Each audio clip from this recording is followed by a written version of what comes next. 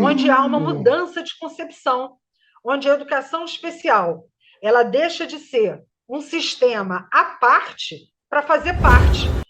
Como que a gente pode esperar que esse aluno, de fato, possa vivenciar um movimento de inclusão, que é diferente de um movimento de integração? Não é o aluno que tem que se adaptar à escola, mas sim toda a cultura, toda a política e toda a prática escolar precisa olhar para a diversidade, para a diferença, de uma outra perspectiva. Então, eu considero que a questão do profissional, da formação, é um dos maiores desafios e que se constitui na prática ainda como uma barreira à aprendizagem.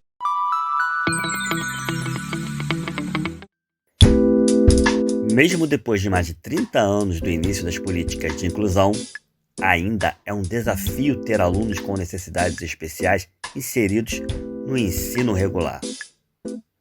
Um exemplo de como o cenário educacional brasileiro ainda é adverso para a inclusão de alunos com deficiência é o pequeno número de alunos com necessidades especiais que consegue chegar ao ensino médio.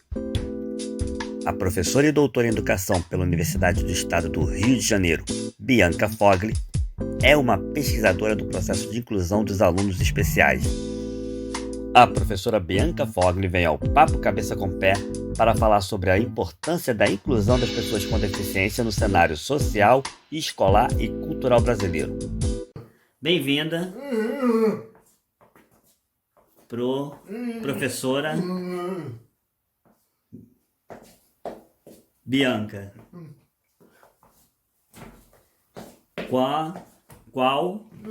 Qual é a importância de ter um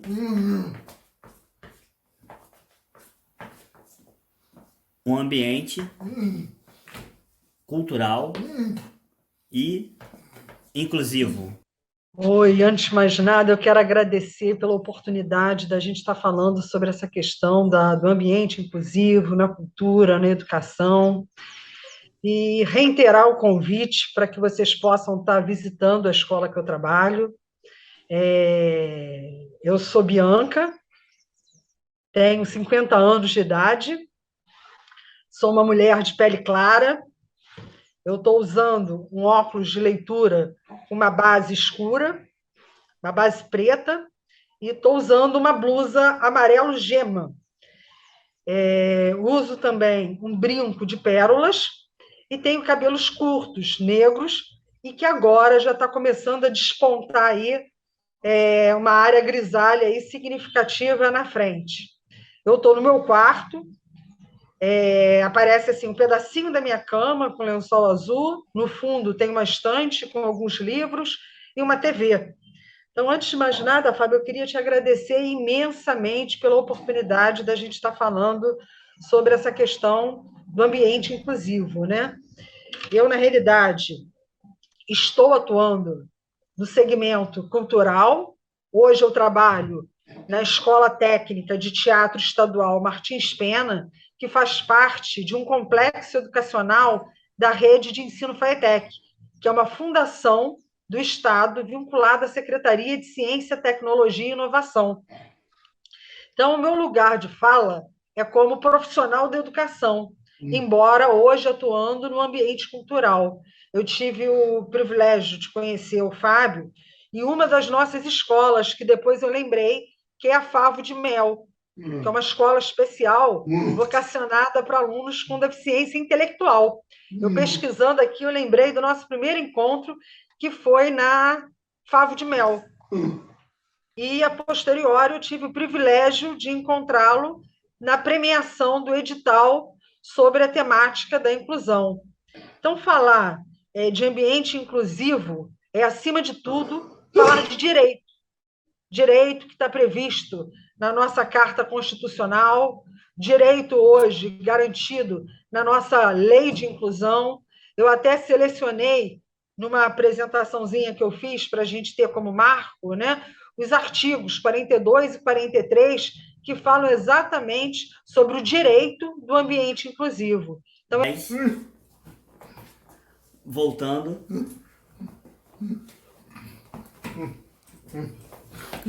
A, a senhora hoje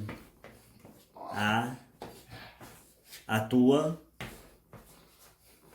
no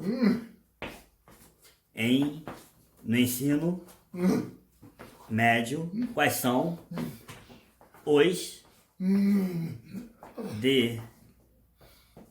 desafios que um professor do ensino médio quais desafios o professor do ensino médio tem no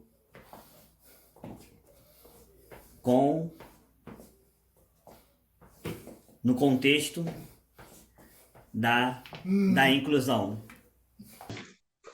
Fábio, eu achei muito importante essa tua colocação acerca da inclusão na educação básica, principalmente após o advento da mudança na legislação. Nós tivemos três grandes marcos, né, que era a 4.024, que é a Lei de Diretrizes e Bases da Educação Nacional. Depois nós tivemos a Lei 5.692, de 71, até que finalmente foi sancionada a nossa atual legislação, que é a 93/94 de 96. E eu acho importante usar esse marco para estar falando sobre a questão da inclusão, porque antes dessa legislação, nós tínhamos uma concepção de educação à parte do sistema educacional. Nós tínhamos o que se chamava de educação especial e educação regular, como se a educação especial não fizesse parte da educação regular.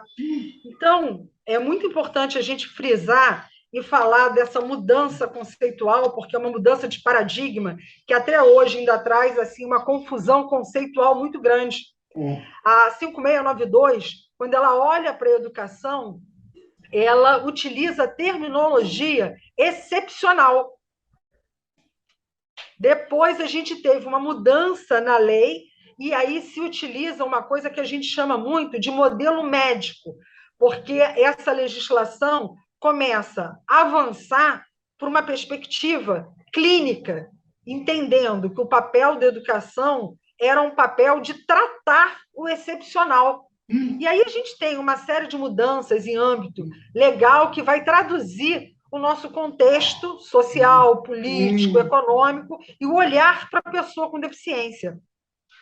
Eu não posso deixar de frisar aqui a importância do nosso grande antropólogo aí, que é um grande marco, que contribuiu bastante com a atual legislação, que é o Darcy Ribeiro, onde há uma mudança de concepção, onde a educação especial ela deixa de ser um sistema à parte para fazer parte.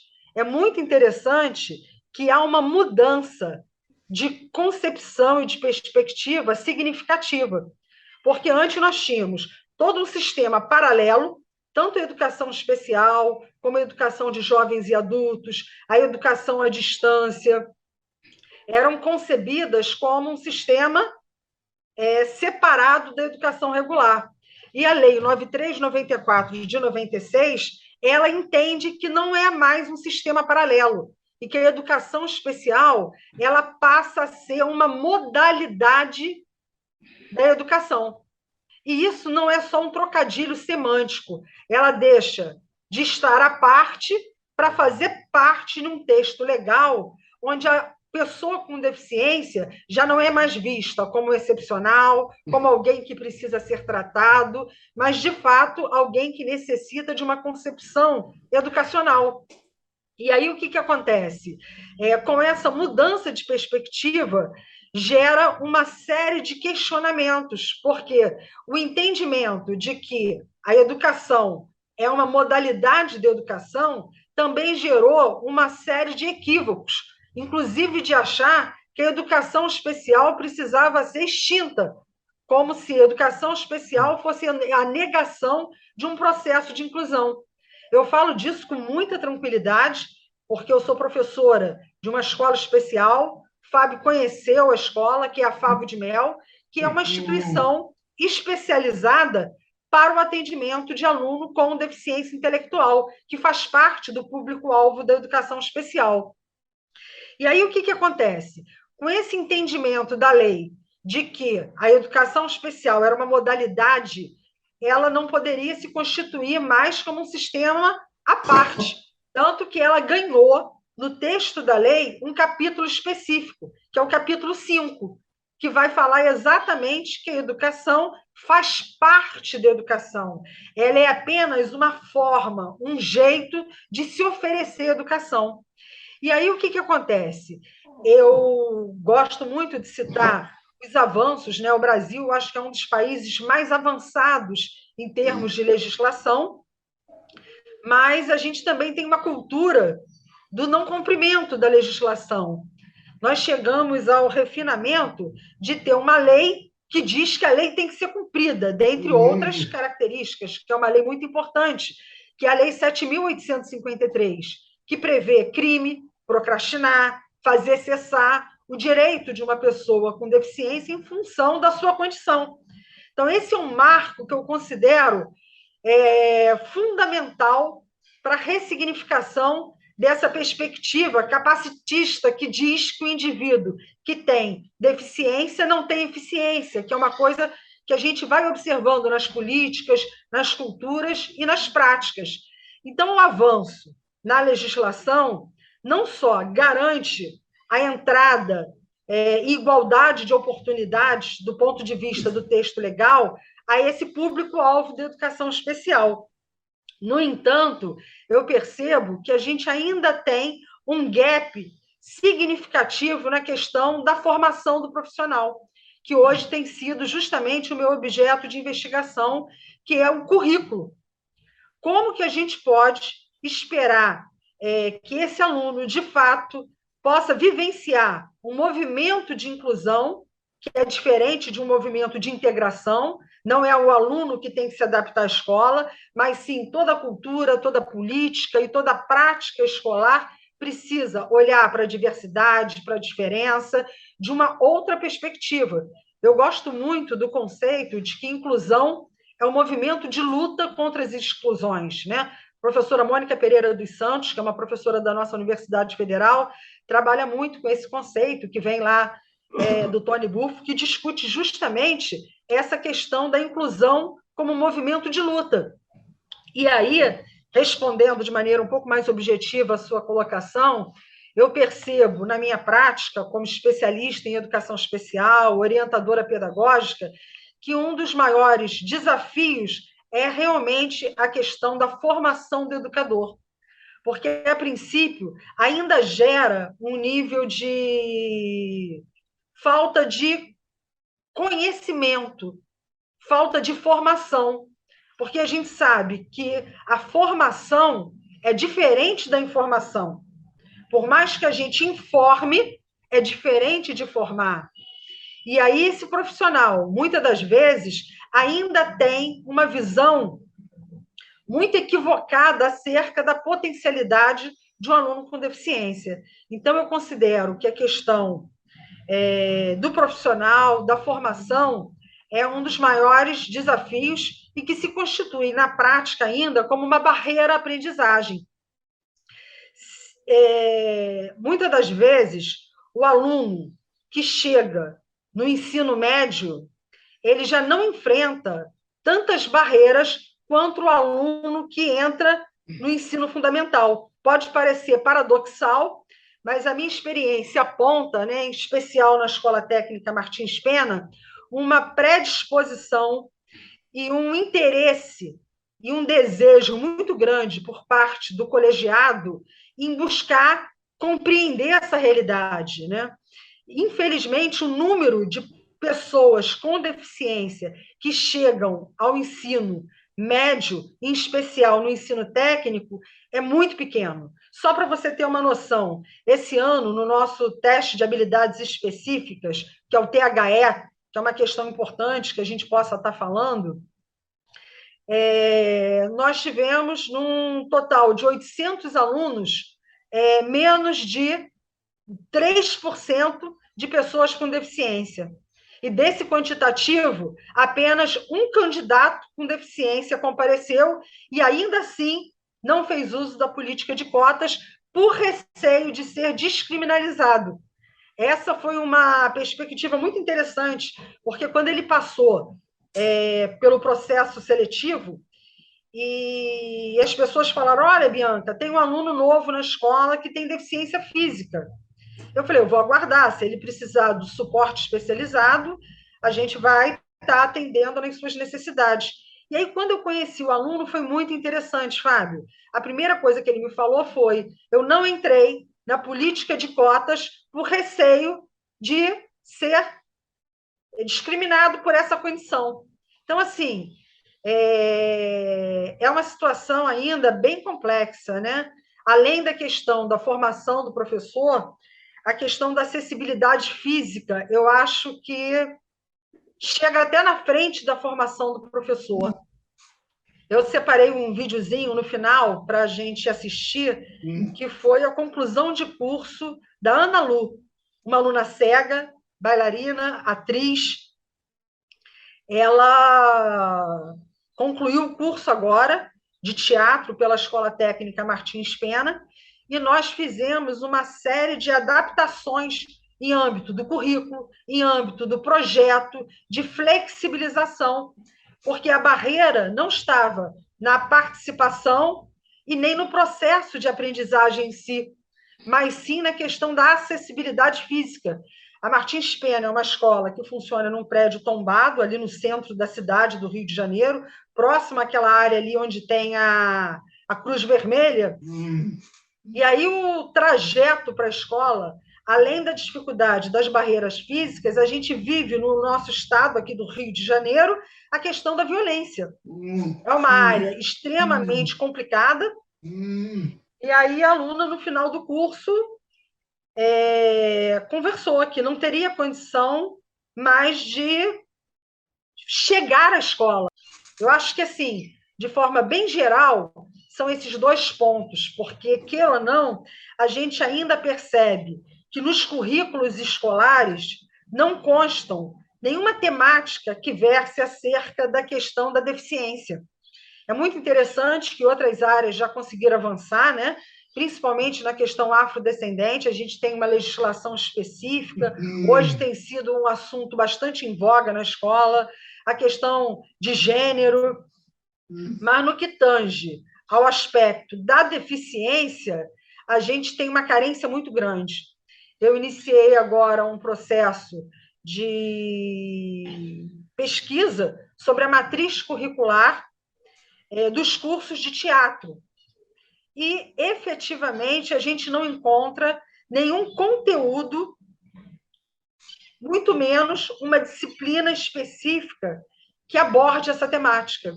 Então, o preconceito é muito grande, né? O preconceito hoje a gente sabe que tem nome, né? Que é a questão do capacitismo, e que a gente não tem mais como admitir a essa crença de valores que grita acerca da pessoa com deficiência.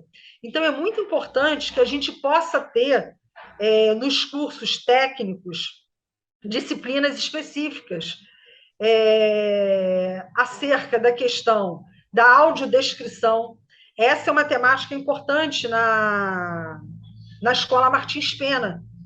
A Martins Pena, a partir da experiência com essa aluna cega, tem desenvolvido essa preocupação, não só com a audiodescrição, mas também em pensar, ter no currículo da escola um módulo específico que aborde essa temática, porque é um nicho mercadológico. Hoje, profissionais qualificados e habilitados na audiodescrição, há uma demanda real. E essa formação ela ocorre normalmente em ambiente privado, porque o espaço público a gente ainda não conseguiu democratizar esse acesso. Nós estamos vivenciando um processo muito interessante, que é o reconhecimento da Escola Martins Pena como faculdade de teatro do Estado do Rio de Janeiro. A Martins Pena é uma das escolas mais antigas de teatro, que fornece hoje um curso que tinha 2.400 horas e analisando toda a matriz curricular de 2.400 horas, a gente não encontra nenhuma disciplina, nenhuma temática que verse, pelo menos como transversalidade no currículo, falando sobre essas questões. Esse ano, foi muito interessante alguns profissionais preocupados com a entrada de alunos com um quadro de autismo na escola. E aí foi muito assim perceptível o quanto o imaginário é recheado de visões equivocadas, né? Pessoas achando que o autismo era incapacitante, que esses alunos não teriam condições de fazer uma leitura, de escrever, enfim, é uma realidade ainda muito cruel. Por isso, enquanto professora, como pesquisadora, eu acredito muito na importância da gente estar trabalhando e compartilhando essas experiências. Ao longo desses anos, né, eu tive o privilégio e a oportunidade de contar com o apoio da FAPERJ, que é o nosso órgão de fomento do Estado do Rio de Janeiro, e que tem contribuído para a produção editorial de alguns livros, onde a gente vem tentando falar desse fazer, que ainda é muito experimental. É um trabalho efetivamente de pesquisa. Tanto que, quando eu iniciei na Escola Técnica Martins Pena, foi um dos meus questionamentos. Qual é o papel de um professor especialista em educação especial no ensino técnico? Quando a gente fala na educação básica, a gente tem lá o clássico AEE, o atendimento educacional especializado, tem o trabalho da sala de recursos multifuncional, e no ensino técnico, que requer uma série de habilidades, de pré-requisitos. Né? Então, eu entendo que o papel do especialista no ensino técnico é de extrema relevância, principalmente para que a gente possa pensar um projeto político-pedagógico aberto à diversidade, para que a gente possa olhar para essa matriz curricular. E aí eu entendo que a gente vai ter um cenário bem promissor, porque você imagina, se no curso técnico de edificações a gente consegue efetivamente travar um debate acerca da acessibilidade física. Hoje a gente tem lá os NBRs, a gente sabe sobre a importância do desenho universal, mas isso ainda não se constitui num espaço de poder, que é assim que eu entendo o currículo, que é um espaço de poder. E à medida que a gente consegue a inclusão desses conteúdos de uma maneira sistêmica, a gente vai modificando esse processo. O curso de turismo é um curso que a gente tem avançado muito com a nossa experiência enquanto rede de ensino FATEC. Nós temos a professora Sônia Mendes, que vem fazendo uma série de trabalhos em parceria com algumas universidades na perspectiva do turismo assistivo. Mas como é que pode um curso técnico de turismo não ter nenhuma disciplina, nenhum conteúdo? Então, fica uma sobrecarga desleal com o professor. É quase que se quisesse que ele fosse um mago. E nem sempre a formação continuada consegue dar conta de uma lacuna que ela é histórica. Então, pensar esse currículo de forma concreta, eu entendo que seja assim um caminhar, uma prospecção bastante interessante.